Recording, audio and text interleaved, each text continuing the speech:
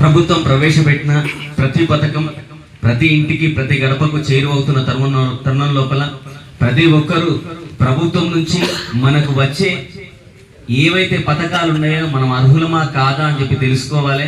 దరఖాస్తు చేసిన వాళ్ళు ఇంకా ప్రభుత్వ పథకాలు రాని వాళ్ళు ఎవరైతే ఉన్నారో వారందరికీ ఖచ్చితంగా ప్రభుత్వ పథకాలు చేరువైతాయి. ప్రతి ఇంటికి ప్రతి గడపకు చేరువైతాయి. ఖచ్చితంగా దాని మీద ఏ విధమైన అపోహలు ఉండద్దు.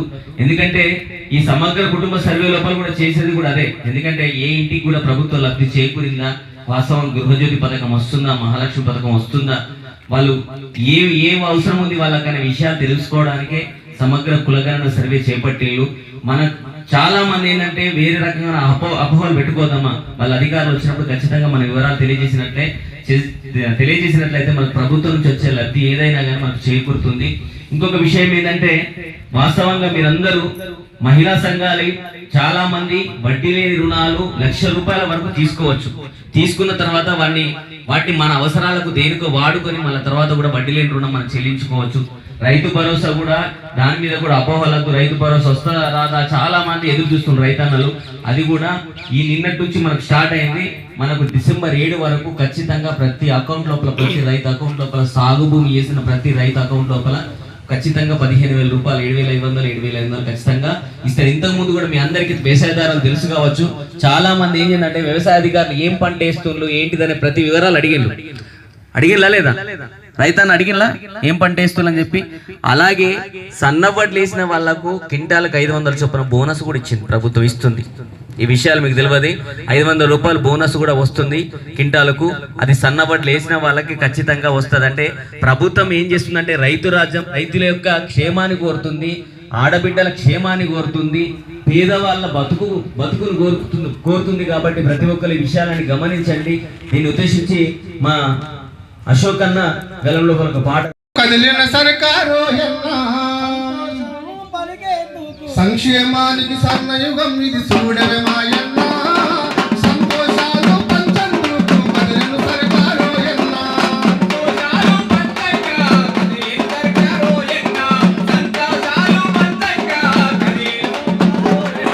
సంక్షేమానికి స్వర్ణయుగం ఇది చూడవే మాయన్న, సంతోషాలను పంచందుకు కదిలిన సర్కారు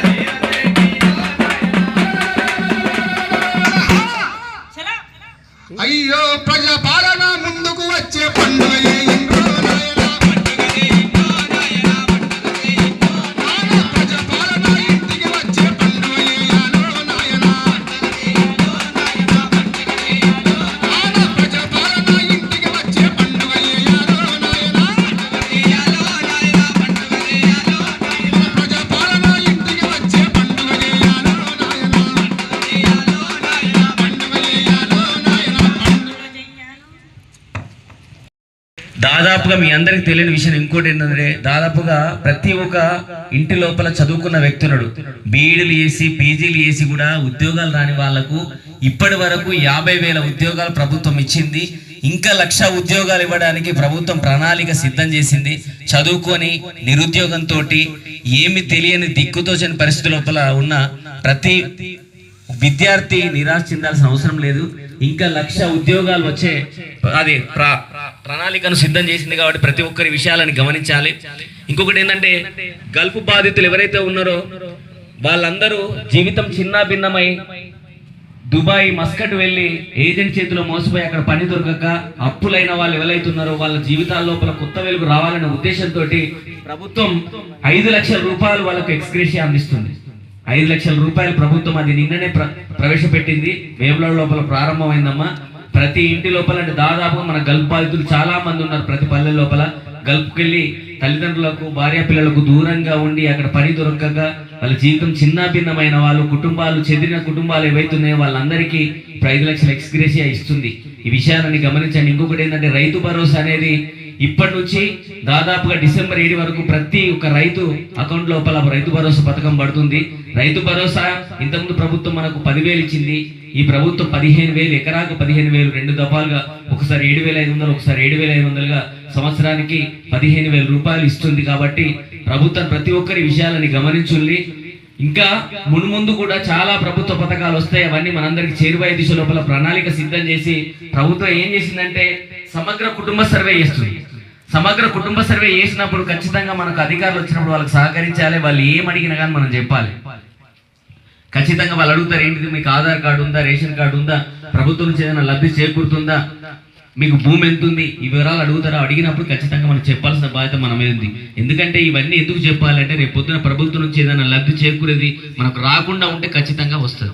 కాబట్టి ప్రతి ఒక్కరూ అధికారులకు సహకరించాలి. అలాగే సమగ్ర కుటుంబ సర్వే పేరు చెప్పుకొని చాలా మంది ఏంటంటే సైబర్ నేరగాళ్ళు ఫోన్లో మన వివరాలు అడుగుతారు. హలో మేము అధికారులు మాట్లాడుతున్నాం, మీ వివరాలు చెప్పండి, ఫోన్లో మీ బ్యాంక్ వివరాలు చెప్పండి, ఆధార్ కార్డు నెంబర్ చెప్పండి, పాన్ కార్డు నెంబర్ చెప్పండి అంటే దయచేసి చెప్పొద్దమ్మా.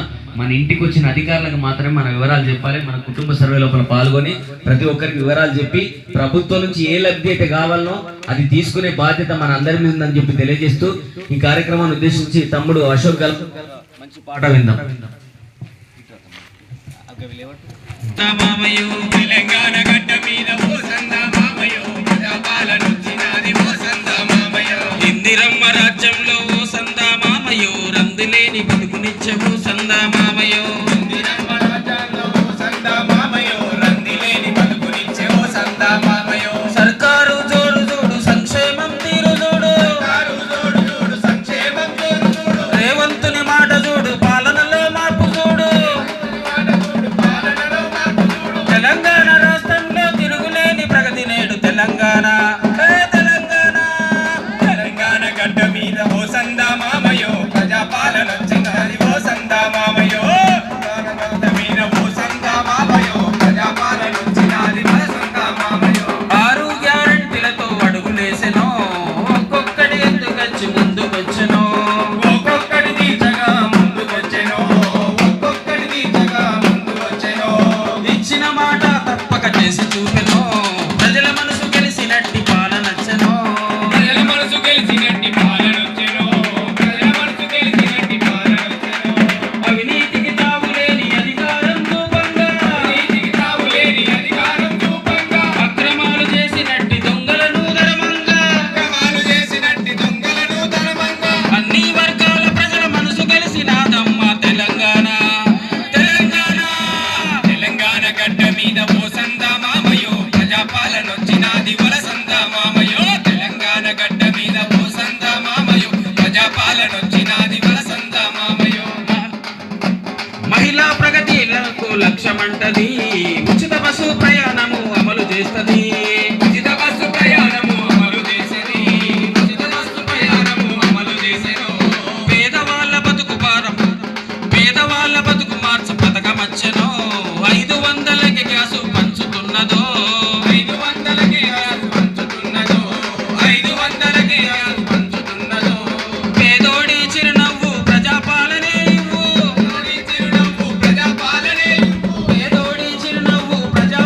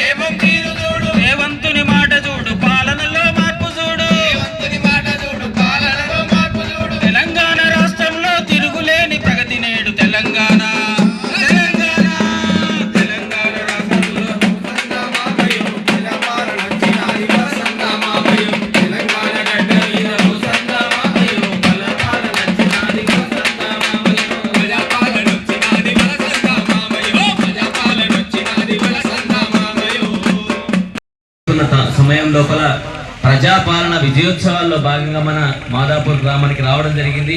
ఇంకొక ముఖ్య విషయం ఏంటంటే పేదవాళ్ళు చాలా మంది ఉన్నారు, ఇల్లు లేక గూడు లేక నిల్వ నీడ లేక ఉన్న వాళ్ళకు ఇందిరమ్మ ఇల్లు శాంక్షన్ అయినాయి. దాదాపుగా వాళ్ళందరికీ కూడా ఇందిరమ్మ ఇల్లు కట్టించే దిశ లోపల అడుగులు వేస్తుంది ప్రభుత్వం. ఎవరైతే లబ్ధిదారులు ఉన్నారో, ఎవరైతే అర్హత ఉన్నదో, ఎవరైతే పేదవాళ్ళు ఉన్నారో వాళ్ళందరికీ ఇల్లు లేని వారికి, నిరుపేదలకు, అర్హులైన వాళ్లకు మనకు ఖచ్చితంగా ఇందిరమ్మ ఇల్లు తీసుకొచ్చే దిశ లోపల అడుగులు వేస్తుంది. ఉద్యోగాలు లేక నిరుద్యోగంతో ఉన్న వాళ్లకు ఉద్యోగ అవకాశాలు కల్పిస్తుంది. 6 గ్యారెంటీలు అమలైనాయి. దాదాపుగా ఇంకా రాని వాళ్ళు ఎవరైతే ఉన్నారో వాళ్ళందరికీ చేరువవుతున్నాయి. ఈ సంవత్సర కాలం లోపల ఇన్ని చేసిన ప్రభుత్వం ఇంకా ఎన్నో కొత్త పథకాలు తీసుకొస్తుంది. కాబట్టి ప్రతి ఒక్కరూ అర్హులైన వాళ్ళు దరఖాస్తు చేసుకోవాలి. దరఖాస్తు చేసుకొని ప్రభుత్వం నుంచి వచ్చే లబ్ధిని పొందాలని చెప్పి తెలియజేస్తూ ఈ కార్యక్రమానికి సహకరించిన పంచాయత్ సెక్రటరీ గారికి, స్పెషల్ ఆఫీసర్ గారికి, మాదాపూర్ పంచాయత్ సిబ్బందికి మరియు గ్రామస్తులందరికీ పేరున ప్రతి ఒక్కరికి కృతజ్ఞతలు తెలుపుతూ ఈ కార్యక్రమాన్ని ముగిస్తున్నాం. Thank you.